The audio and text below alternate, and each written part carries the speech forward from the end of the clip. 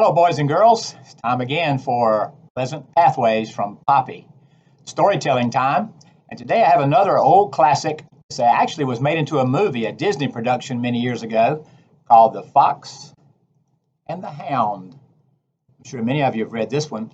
I looked at the date on it and actually gave it to my daughter back in the year 1980, which makes it about 40 years old. So there we go. The Fox and the Hound. Great story. We'll talk about its lessons as soon as we finish reading it this morning.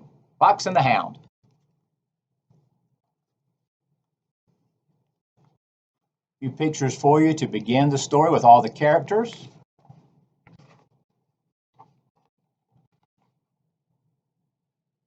I'll flash the pictures up here first, then I'll read the text of the book, then I'll flash the pictures again so you can get a good idea of what we're reading today.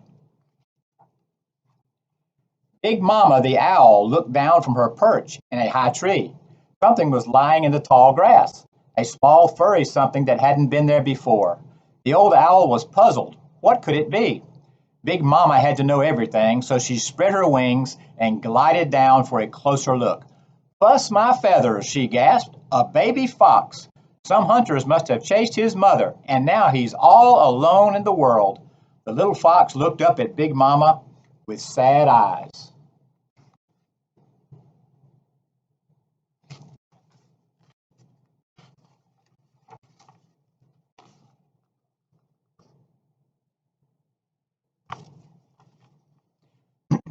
"Don't you worry, darling," Big Mama said softly. "Everything will be all right. We'll find someone to take care of you." Dinky the sparrow and Boomer the woodpecker came fluttering over to see what Big Mama was doing. "What a cute little fox," they said. "But he needs a home." The birds decided that Widow Tweed, a kindly old woman who lived nearby, would take good care of the baby fox. "How can we get her to find him?" asked Boomer. "I have a plan," Dinky chirped. Dinky and Boomer snatched some laundry from the widow's clothesline. "Come back with my wash," cried Widow Tweed, chasing them. "Come back here, you silly birds." The birds flew right to the spot where the baby fox was hidden and dropped the laundry on top of him. Widow Tweed came huffing and puffing after them. When she picked up her laundry, she found a surprise. "A dear little fox," she exclaimed, "and no mother to look after you. Why, that will never do."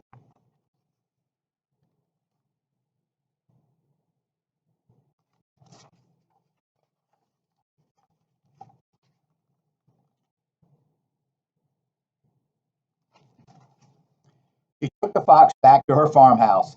"I'm going to call you Todd," she said. "I'll take good care of you, and you'll be good company for me." In her cozy kitchen, Widow Tweed held Todd in her lap and fed him milk from a bottle.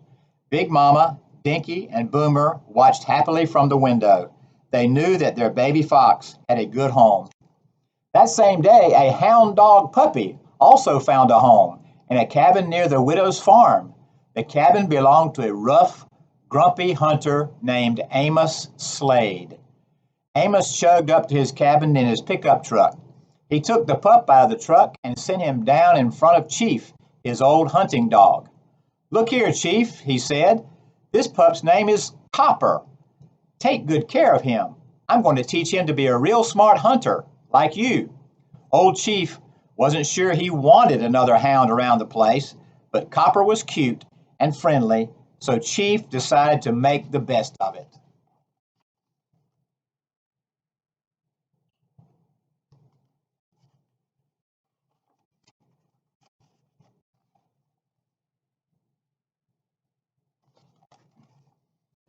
Todd and Copper both liked their new homes. Todd spent his days happily in Widow Tweed's barnyard, and Copper played near Amos's cabin while Chief dozed in the sun. One day the little fox was chasing a butterfly. Over a stone wall he went, through a field of wildflowers, and into a patch of woods near Amos's cabin. Copper was playing in Amos's yard as usual. Suddenly he stopped. His nose began to twitch. "What's that interesting new smell?" he asked Chief. "Nothing," Chief said drowsily. "The master is just cooking." But Copper knew it wasn't a cooking smell. He wanted to find out more. So he followed his nose out of the yard and into the woods. Suddenly, he bumped into Todd. The fox and the hound stared at each other. Todd wiggled his ears. Copper wagged his tail. Todd gave a questioning yip. Copper replied with a friendly little bark. Before long, they were playing hide and seek. Todd and Copper had so much fun that they played together every day after that. All summer they romped through the woods and across the sunny meadows. Big Mama, Dinky, and Boomer watched the young playmates. "Gracious me," said Big Mama, "it's very unusual for a fox and a hound to be so friendly. It just isn't done. But they do like each other. Let's hope for the best."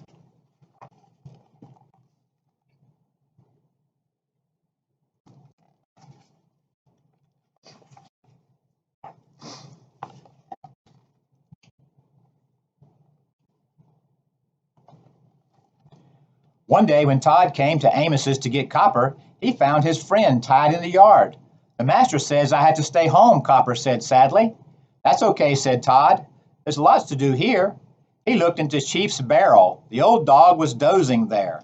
"Todd, don't!" Copper warned as Todd crept into the barrel, but it was too late. Chief was awake. He growled angrily. Todd ran. Chief bounded after him, the barrel crashing and clattering through the yard.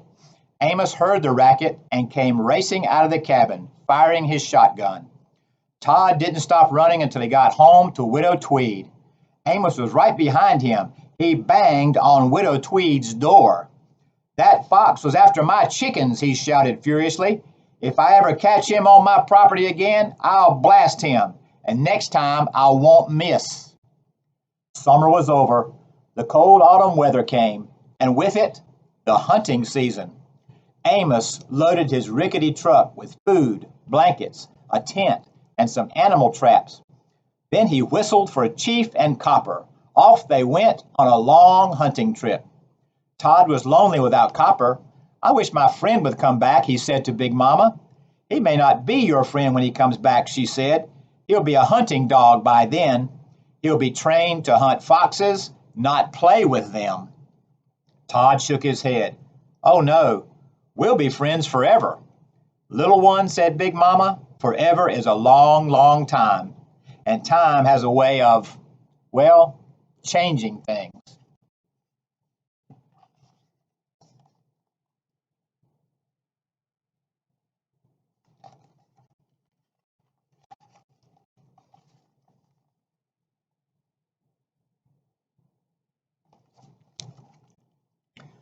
All that winter, Copper worked side by side with Chief.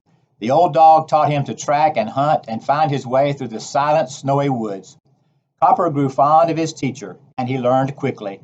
By winter's end, he was a smart, strong hunting dog. At the farm, Todd passed the wintry days visiting the animals in the barn and taking long naps in Widow Tweed's warm kitchen. He was growing, too. By springtime, he was a sturdy, handsome fox with a fine, bushy tail.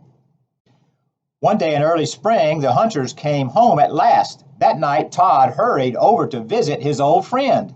"You shouldn't be here, Todd," Copper said. "I'm a hunting dog now, and we can't be friends any more. You better go before Chief wakes up." Todd's feelings were hurt, but he didn't want Copper to know. He flicked his tail and tried to look brave. "I'm not afraid of that old hound," he said loudly. Chief woke with a start. He lunged at Todd, howling and barking. Amos rushed out of the cabin, holding his shotgun. "Run, Todd," Copper cried. "Run! I'll lead him the wrong way."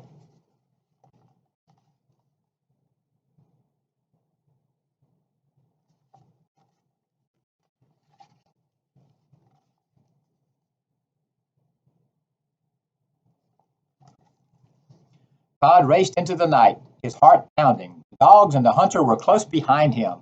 Todd ran up a steep hill, then started across a high wooden railroad bridge. Keeping his promise, Copper led Amos away from the bridge. Todd sighed with relief as he watched them go, but he had forgotten about Chief. Suddenly, the fierce old dog was in front of him.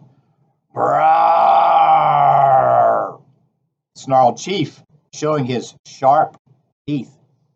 Todd ran back across the bridge. Just then, a train came roaring out of the darkness. It sped along the high trestle, heading straight for Todd. He flattened himself between the rails. The train swooshed by, just missing him. But Chief was too big to get out of the way. The train grazed his side, and he tumbled off the bridge. The old dog landed at the bottom of the ravine. He was badly hurt, and Copper and Amos rushed over to help him. "It's all that fox's fault," shouted the hunter. Copper thought so too. He looked up at Todd, who was watching from the bridge. Forgetting about their friendship, Copper growled, "I'll get even with you for this, Todd. Someday I'll get even."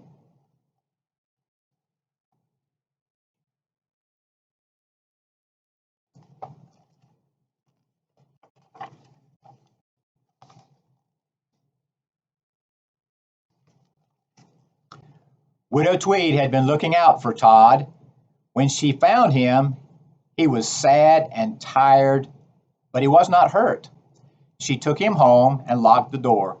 Later that night, Amos banged on the door. Widow Tweed would not let him in. "I'll get that fox," Amos bellowed as he stomped away. "I'll get him if it's the last thing I do." Widow Tweed knew that Todd would be in danger as long as he stayed on the farm. She had to do something to protect him. "Tomorrow," she said to Todd, "I'll take you to the game preserve. That's a special place where hunting and trapping are not allowed. You'll be safe there." Early next morning, they started off in the car. "I'll miss you, Todd," said Widow Tweed sadly. "I'll miss you very, very much." At first, Todd was lonely and unhappy in the huge game preserve, but soon Big Mama came to visit him, and he began to make friends. He met an old badger and a prickly porcupine, and he met a lovely female fox named Vixie. "It's not bad here," Todd decided. "I miss Copper and Widow Tweed, but I do like Vixie, and at last I'm safe from old Amos Slade."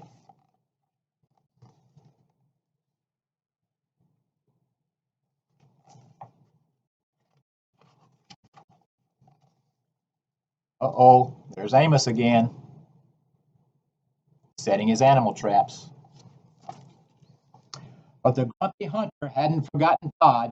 Chief's leg was still bandaged up, and Amos wanted revenge. Early one morning, he whistled for Copper, started his truck, and drove off to the game preserve. "Hunting isn't allowed there," he mumbled, "but we won't really do any hunting, except to get us a certain no-good little fox." Copper growled in agreement. Amos soon found Todd's tracks in the woods. On a narrow path through the trees, he set some traps and covered them up with leaves. "Now," he whispered to Copper, "we'll let that critter walk right into our hands."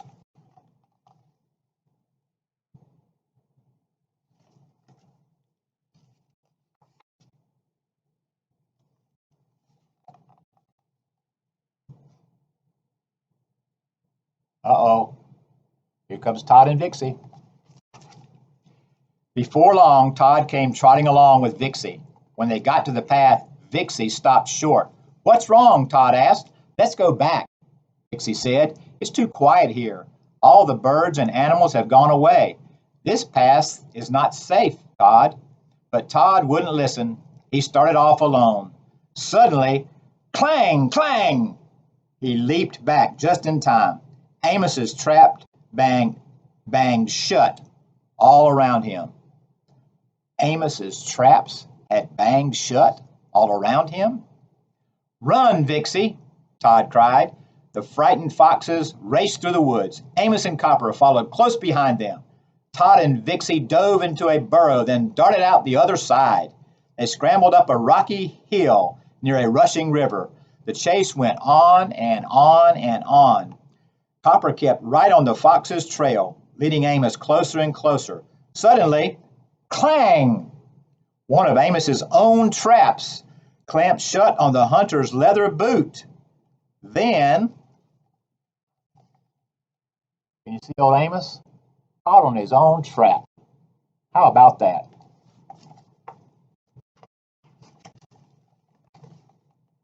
Oh my goodness. Grrrr! The grizzly bear came crashing through the bushes. He headed straight for Amos Slade. The huge bear swiped at Amos, knocking the gun from his hand. With his foot caught in the trap, Amos was helpless. Copper rushed to his side. Growling and snarling, the brave dog charged at the bear. The bear slapped Copper aside. Copper got up and charged again. Again, the huge grizzly flung him to the ground. Now the bear closed in. He reared on his hind legs and raised his powerful paws. Copper shut his eyes. I'm done for, he thought. Wow, what a scary picture, huh?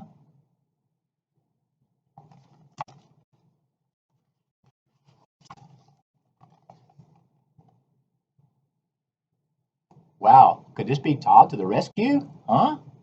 Let's see, boys and girls. Suddenly, something small and furry flashed through the air. It landed on the grizzly's head and hung on tightly. It was Todd.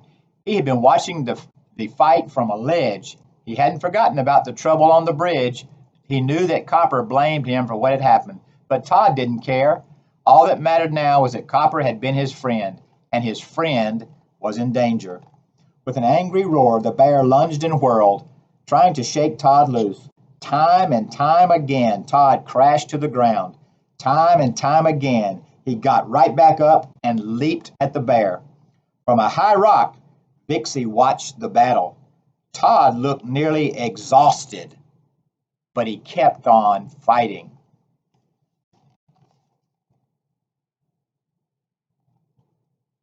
Little fox and big old grizzly bear. Looks like a mismatch, doesn't it?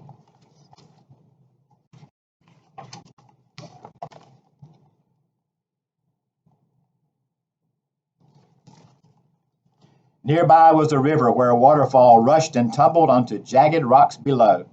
Lying across the waterfall, almost like a bridge, was an old fallen tree. With a sweep of his paw, the grizzly flung Todd out onto the tree trunk. Todd's head was spinning. He gasped for breath and clung to the wobbly tree. Growling, the bear lumbered out to finish the little fox. But he was too heavy for the old tree trunk. With a loud crack, it split in two. See the tree limb crack from the weight of the heavy bear? Now that's a good thing if your name is Todd the Fox, isn't it?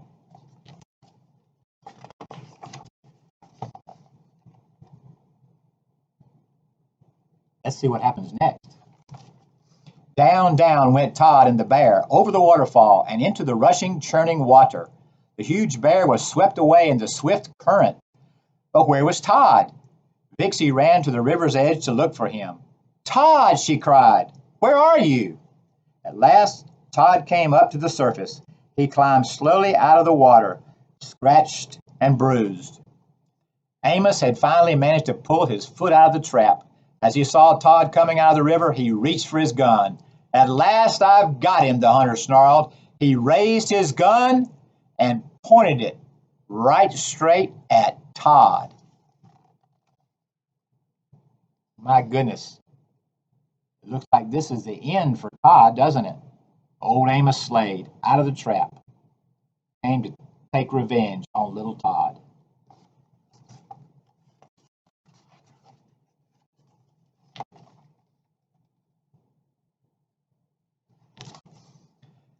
Now it was Copper's turn to help his friend. He came forward and stood between Amos and Todd. Get out of the way, Copper, said Amos, but Copper refused to budge. He looked up at his master and growled. Don't you hurt my friend, he seemed to say. He was very brave. He saved us both from that big grizzly bear. The hunter lowered his gun. He stared at his faithful hound dog guarding the fox. For the first time, Amos understood the deep friendship between these two animals. Come on, Copper, he said gruffly. Come on, boy. Let's go home. Copper saved his friend, didn't he?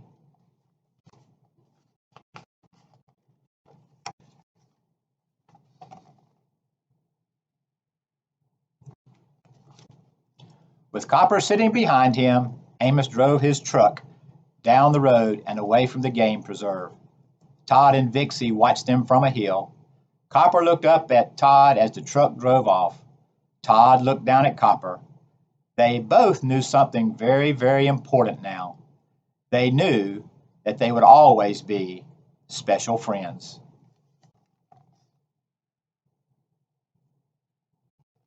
That's the end. Fox and the Hound. Good lessons from this story this morning, and I'm sure you know a lot of them already, but friends don't just make your life bearable, they make it enjoyable. Get the word bearable? We saw the bear in the story. They make your life pleasant and worth living for. So friends are just that way. Friends are friends forever if the Lord is the Lord of them. Friendship is hard. You have to work at it. Sometimes friends have arguments. Sometimes they have disagreements. But in the end, they come back together. That's what friendship is all about. Friendship shouldn't last for a day or two. Those aren't really true friends. Those are what I call fair weather friends. When things get tough, things get difficult, that's when you know who your real friends are. A friend sticks closer than a brother, it tells us in the book of Proverbs. And a man who has friends must first find himself to be friendly. Good lesson from the Fox and the Hound today. Good characters in this one. The grumpy old man, Widow Tweed, the grizzly bear, Todd, Copper, Vixie. Everybody who's in this particular story has a very important role to play. You remember your friends today as you go about your daily business. Let them know how much you truly care and help them when the chips are down. All right, that's the end of Pleasant Pathways from Poppies for today. We'll see you again tomorrow.